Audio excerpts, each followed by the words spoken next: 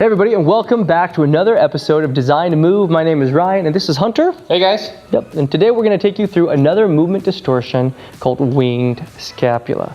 So for all of you out there who are dealing with pain in the shoulders, you're going to want to listen up. The mismanagement of the musculature around the shoulders can lead to a overly protracted or lifted off shoulder blade, which then can distort the actual movement of the arm in the shoulder girdle. That leads to all sorts of compressive issues that can create pain and eventually lead to injury or even surgery. So it's really important that we understand the health of the shoulder and recognize what relationships lead to this issue. So today we're going to show you how to release overactive muscle. In this case, it's going to be a bicep muscle. Yep. We're going to show you how to activate the underactive depressors that hold the shoulder back, the serratus, the serratus anterior. And we're going to put it into a functional integrated position, meaning we're going to show you how to coordinate multiple muscle groups and movement patterns into one. That's going to be a wall slide with your arms. And then finally, we're going to integrate it into a strength position with a dual arm pullback, where we work the lats, the retractors and depressors, and the breathing mechanics all in one. So if you like the information and you want to share it, make sure that you're on our feed. Make sure to click the subscribe button. If you want more information in a written format, we write a blog on the topic. It's in the description below. We have a very limited amount of time to get a lot of information out at you. So we're going to throw it at you right now. Let's get started with the release. The shoulder joint is made up of two major bones, the collarbone and the scapula. They join here at an apex at the AC joint, the acromion. Now that makes up the whole shoulder girdle. Inside of that shoulder is where the humerus fits into that little notch. When the shoulder lifts forward and towards the center of the body, it basically creates less space between the head of the humerus and that little shelf, and it can lead to impingement in that shoulder joint. That leads to all sorts of injuries and pain.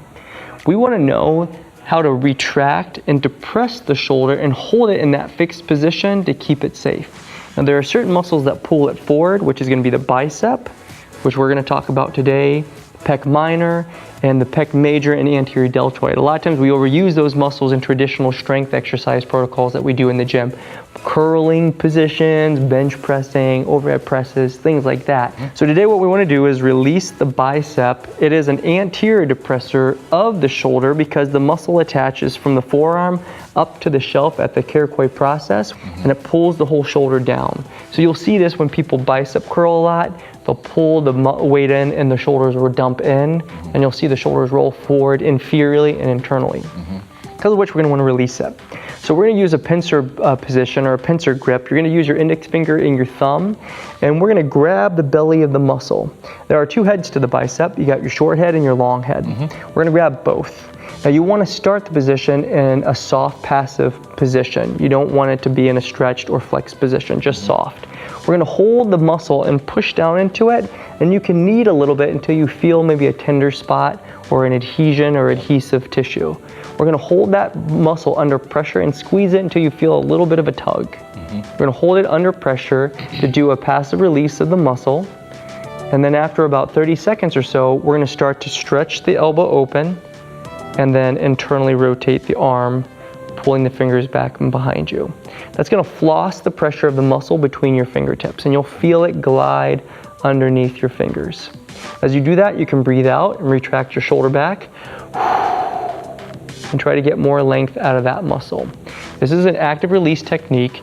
You would apply the tension out of the gates statically for about 30 to 60 seconds until you felt the pressure release.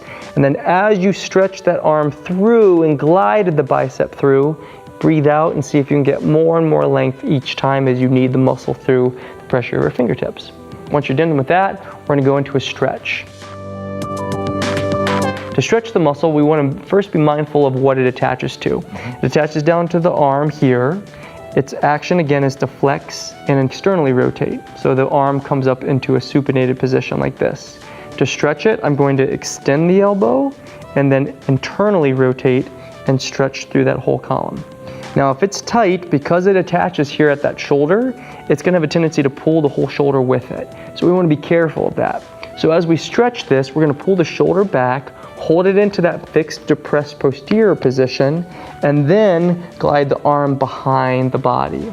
Now I'm going to serve as a shelf, basically for Hunter.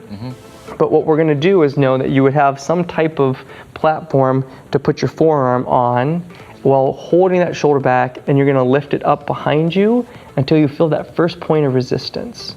You feel that, Hunter? Mm-hmm. Right? Once it's there, you'll feel that little tug, and you're going to breathe in deeply, breathe out, and as you breathe out, you'll feel the shoulder glide back, and see if we can lift it up a little higher each time. This is going to be, again, a breathing technique that you're going to use to help to inhibit the muscle. Breathe out and glide it up. And you'll notice that every time I do that, the arm is giving me more length, or the biceps giving more length, and we're trying our best not to let that shoulder drop down and internally rotate. Got it? Mm-hmm. After about 3 or 4 breathing cycles, we're going to bend the elbow, flexing the muscle. We're going to be doing, this is called a neuromuscular stretch, and we're going to externally rotate the thumb. So it'd be braced against that platform. He's holding it there for about 6 seconds.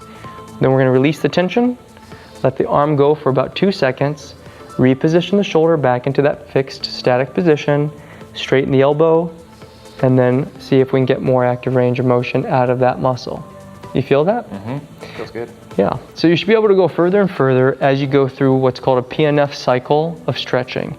We're using the nervous system to basically overstimulate the nerves, and then essentially get the muscles to relax and respond and give you more range of motion. You can go through 3 or 4 of those cycles to get the muscle to relax. So you would do both the right and the left side, and then we can move into the activation. Mm-hmm. The bicep is an anterior depressor of the shoulder, so it inferiorly pulls the shoulder and the arm down, okay? Now the muscles that do the opposite of that action, that posteriorly depress the shoulder the opposite way, is called the serratus anterior. This muscle is also referred to as the boxer muscle, because the muscle not only depresses the shoulder down, but it also protracts the shoulder. Protraction basically means that the shoulder glides around the rib cage away from the center of the body. So that's the action of protraction. So what we want to do is work the muscle in that isolated range of motion, so that by increasing its active tone and creating a hypertrophic effect in the muscle, basically growing the muscle, it's going to create an active increase in its passive tone, meaning at rest it will pull back more. Mm-hmm. So in order to do that, we're going to do what's called a push plus. Mm-hmm. It's gliding that shoulder around the rib cage and getting that full extension. Hunter's going to stand against the wall, put his fingers there. He's going to make sure to keep the arm down underneath the shoulder joint or under the clavicle. We don't want to impinge or press up into that joint. And he's going to breathe in, push through his fingertips, reach so he feels that stretch around the rib cage, or again the activation of the serratus. He's going to breathe out and pull the shoulder back into its set position and retract it. So we're going to breathe in and reach, expand, breathe out, and pull the shoulder down and back. Good. You would normally want to do about 2 sets of 20 repetitions with a nice strong contraction of the muscle and then a slow eccentric deceleration. Now when you do this, make note that as you push through, the arm's going to internally rotate subtly. So you're going to see it rotate in pivot, and then as you breathe out, it's going to rotate back. The arm will rotate inward, and you're going to pull that shoulder back. Make sure not to let the shoulder shrug at the top of the movement, and make sure that if there's any pain as you push through, that you would reduce the range of motion or keep the arm underneath the shoulder joint. Oftentimes, if there is issues with the shoulder and it is elevated and internally rotated, there's a lot of time impingement on the soft tissues between the head of the bone and the joint, and we're going to want to avoid aggravating that. So make sure to avoid that and avoid the pain. Good job, Hunter. Again, you're going to want to do this on both sides. We do about 20 repetitions before you move into the next integration movement, and we're going to do that right now. So let's get started. It's important to note that every muscle has 2 types of characteristics, an active tone and a passive tone. The active tone is basically how much force can it create while it's under contracture, lifting a weight. The passive tone is how that muscle maintains its form at its attachment points at both of the tapered ends of that muscle attachment.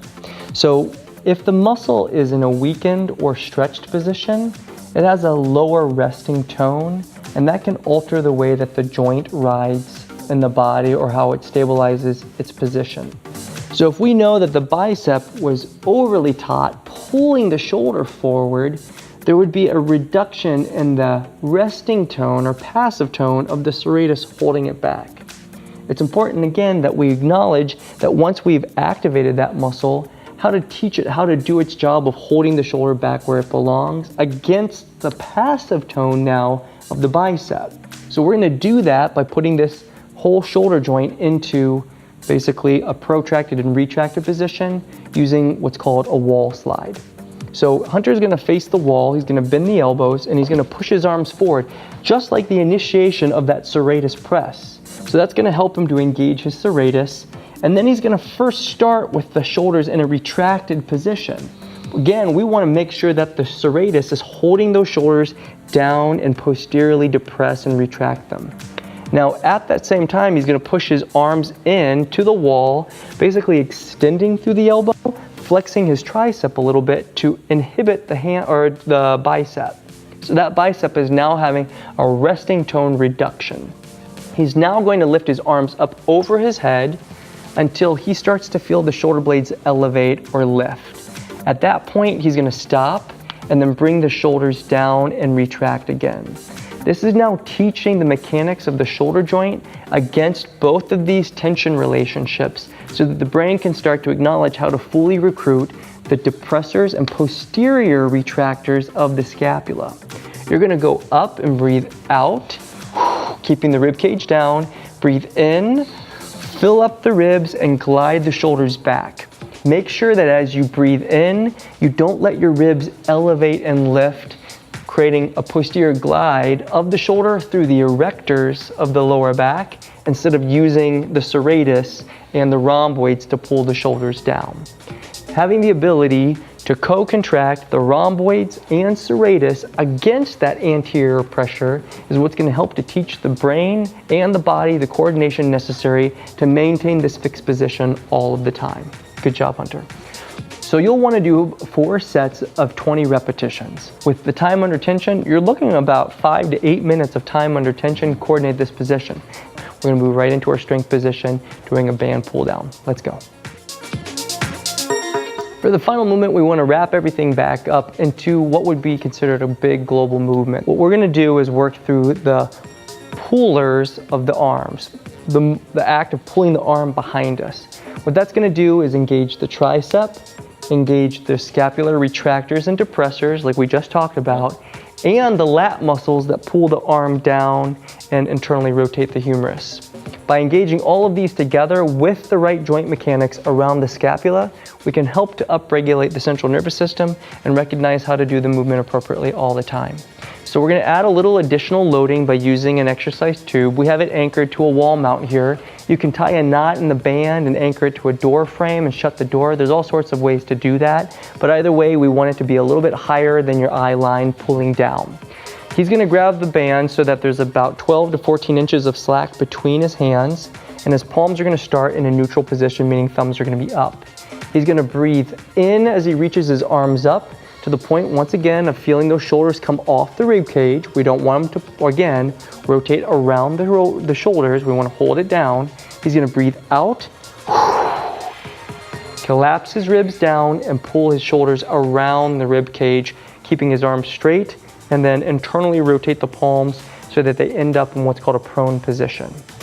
Breathing in, he's going to reach the arms up all the way about to the height of his shoulder blade or clavicle, and then he's going to breathe out and pull down.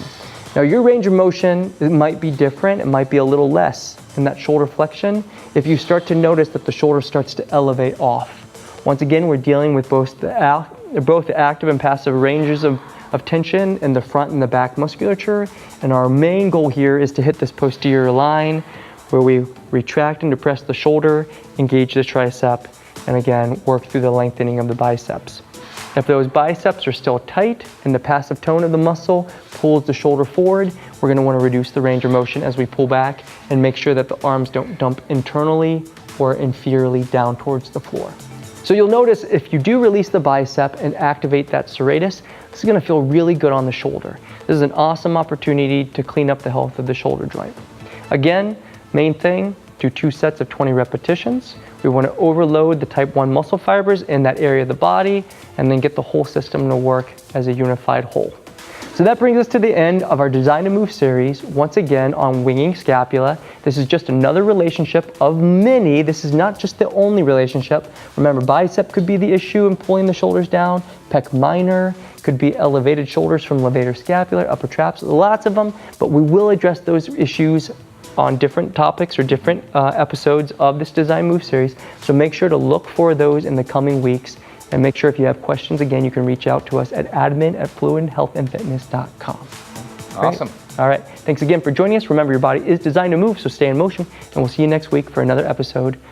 Let's get going. All right. All right. Thanks, guys. See you guys.